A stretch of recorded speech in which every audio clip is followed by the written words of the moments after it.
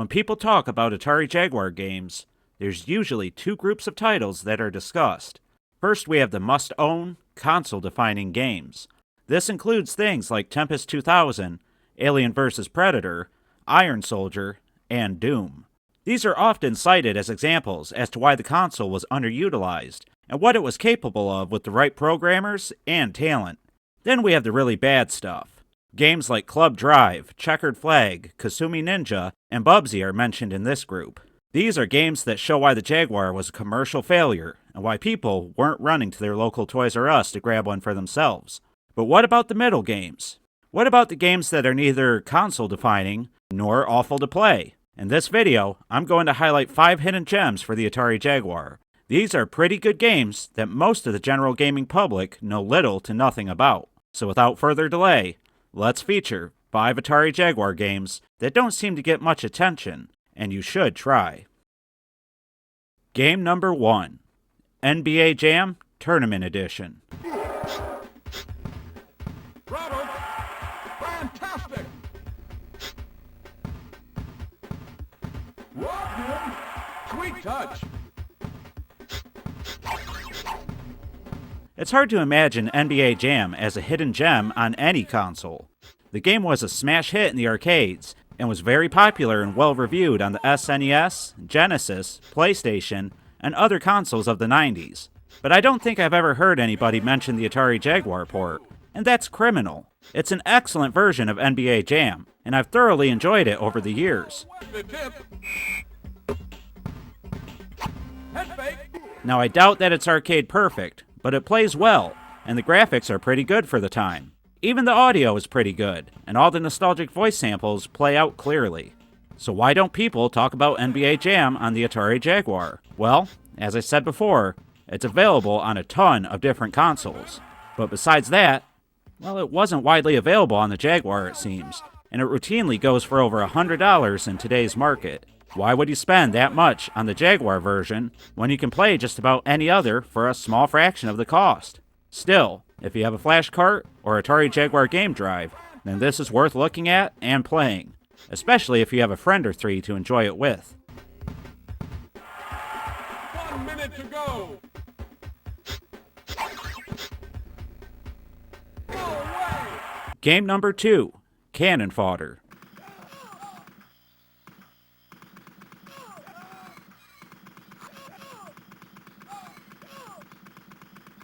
I get why Cannon Fodder really isn't discussed that much. It's not really a looker as far as the graphics go. Everything is tiny and kind of boring to look at, and if you're viewing the game on a small screen, well, it can be difficult to even tell what's going on. But looks aren't everything, and Cannon Fodder is a small soldier's war game that feels like a precursor to modern RTS games. The controls are pretty easy to get the hang of, and everything feels snappy and responsive. Seriously, it plays like a dream, and I think most people will be able to jump in and get going right away, thanks to the game's smart progression. It isn't exactly a real-time strategy game, but I can't help but to feel that it's related in some small way. You run a small group of tiny soldiers into battle, and wage war against the enemy. It's really just a lot of fun to play, and there's enough substance here to pull you in and get you engaged with for a little while. If you're looking for a game that you can sink your teeth into on the Jaguar, and don't mind the small character sprites, then I think you'll find Cannon Fodder to be a pleasant surprise.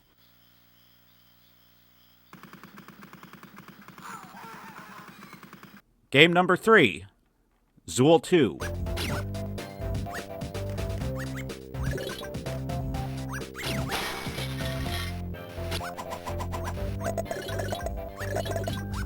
Mascot platformers were all the rage in the early 90s, and the Jaguar was no exception. Bubsy and Rayman made appearances on the console, and represent two ends of the spectrum. With Rayman, you have an incredibly beautiful and fun platformer that will draw in younger players with its bright colors and friendly characters, but older gamers will really enjoy the challenge. Bubsy, on the other hand, is frustrating and poorly designed. It's hard for people to progress beyond the initial levels, thanks to its unforgiving collision and frustrating gameplay. But what about a platformer that's somewhere in between? One that's solid, but challenging, even if slightly flawed. Well, let me introduce you to Zool 2, the Atari Jaguar's middle platforming child.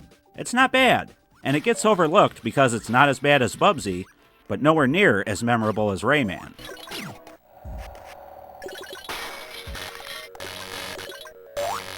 But it's not bad, and platforming fans will definitely find a challenge worth tackling here. There are elements of ninja games with Zool's ability to climb walls and jump off of them, and there's elements of Sonic the Hedgehog's speed. It does neither of those elements as good as other games do, but it's a bright, friendly platformer that's easy to spend a lot of time with.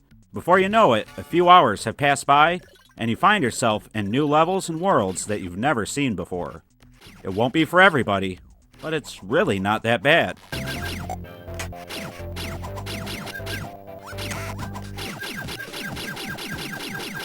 Number 4. iWar.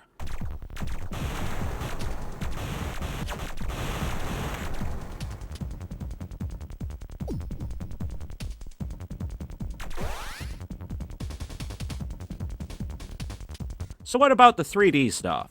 Well, to my surprise, a lot of people seem to be coming around on Cybermorph, and I'm happy about that, because that game isn't as bad as AVGN would have made you believe. Another game that gets written off in a similar vein is iWar, and that's a shame, because it isn't bad either. It would be better if it had strafe functions, but hey, this is an early 3D game, so I'll give it a pass. And you should too. There's a nice variety in vehicles, and some nice bonus levels to break up the monotony, and the game itself doesn't look horrible.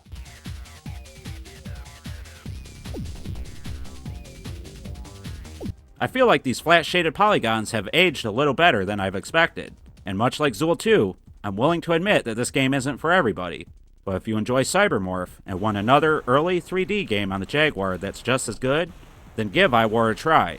It's definitely much better than games like Hover Strike and Air Cars, at least in my opinion.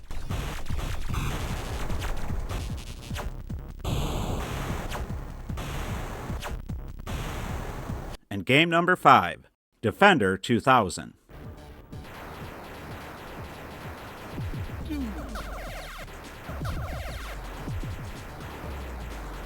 Tempest 2000 always gets brought up when Jaguar games are being discussed, and for good reason. It's an incredible game for the console, and just a really good game in general. But Jeff Minter's other Atari Jaguar game doesn't get the same love, and maybe that's because it's more expensive and harder to find. Or maybe that's because it's a hidden gem. Regardless, I think that Defender 2000 is better than you might think. It has the same psychedelic stuff going on as Tempest 2000, but it also includes 3 different games of Defender, along with some hidden stuff. If you enjoy the original game, then you might be surprised how well this game improves and alters on the original. Or you might just be happy that you can play a version that follows the original's rules pretty closely.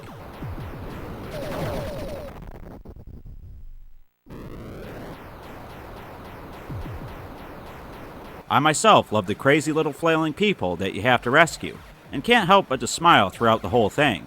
Once again, I doubt that this game will be for everybody, but if you're a Tempest 2000 fan, a classic Defender fan, or just a fan of fast-paced action, then go ahead and give Defender 2000 a look on the Atari Jaguar. You just might be glad that you did.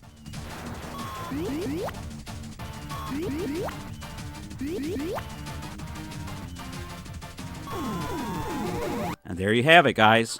5 games that are lesser known on the Atari Jaguar, but are still worth playing. I tried to cover a little something for everybody. Sports, platforming, arcade action, and early 3D games for people wanting more of that on the console. And there's even more games to learn about and discover on the Jaguar. The library isn't as horrible as some people might first anticipate. Yes, it has its turds, but most consoles do. And now that the Jaguar games are easier to emulate than ever, you really have no excuse not to give some of these games a try.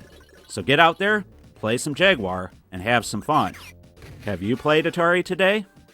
And have you subscribed to our channel? If not, then please consider doing so and leaving a like on this video. It helps out a ton. And be sure to hit the bell icon to be notified whenever we upload. And if you want to continue the discussion, then consider joining the Discord server. There are many classy Atarians waiting to discuss stuff with you. Join for free today by following the link in the description below. I'd also like to take this moment to thank all of my Patreons and YouTube members. They support the Atari Network for $5 a month, and in exchange get exclusive content and a shout out in every video. So thank you to My Own Celestial, Head Trauma Bob, OG Hugo, Jolt 7800, Ball Gobbler, Socrates 63, Fens the Spook, Mr. Shua TV, Jeremiah Thomas, and Huge Ass 79. Your support means the world to me, so thank you for being Classy Atarians. You can be a Classy Atarian too over at patreon.com/7800progamer. And with all that said, it's time to wrap up another 5 to Try video. Be sure to check out the previous videos in the series, where we looked at Redbox games for the 2600 and some good 5200 games to get you started with that console. I've been the 7800 Pro Gamer, and I hope to see you in the next video. Until then, remember to stay classy, Atarians.